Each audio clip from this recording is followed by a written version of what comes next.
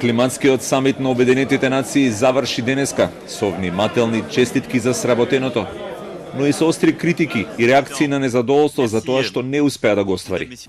Сепак, самитот ќе остане запаметен по жестоката осуда на 16-годишната еколошка активистка Грета Тунберг, која ги осуди светските лидери за тоа што го пиша како недоволна амбиција и за загрозување на иднината на младите генерации. Тунберг денеска заедно со уште 15 деца од целиот свет поднесе петиција за нарушување на човековите права до Комитетот за заштита на правата на децата на Светската организација против 5 најразвиени светски држави заради непреземање мерки за зачувување на климата.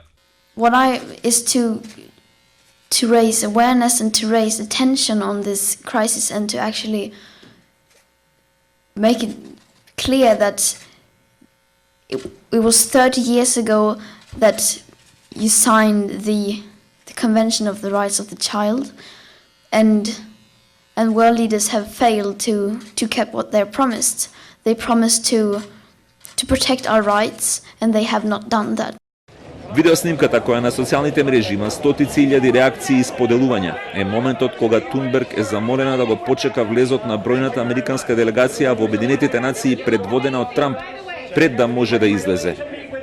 Доколку погледот можеше да убива, сад во моментов ќе беа без председател е веројатно најдобриот коментар за начинот на кој младата Грета реагираше на американскиот председател. Трамп на Твитер саркастично го коментираше обраќањето на 16-годишното девојче од Шведска со зборовите: "Ми личи на среќно младо девојче кој со нетрпение очекува својата светла и прекрасна иднина. Многу убаво да се види."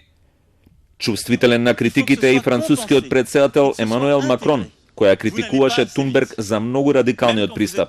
Je pense surtout que maintenant on a besoin que on ait une jeunesse qui nous aide à faire pression sur ceux qui bloquent en se mobilisant et qui aussi participe à des actions très concrètes. Il y a des tas d'actions citoyennes qui sont utiles.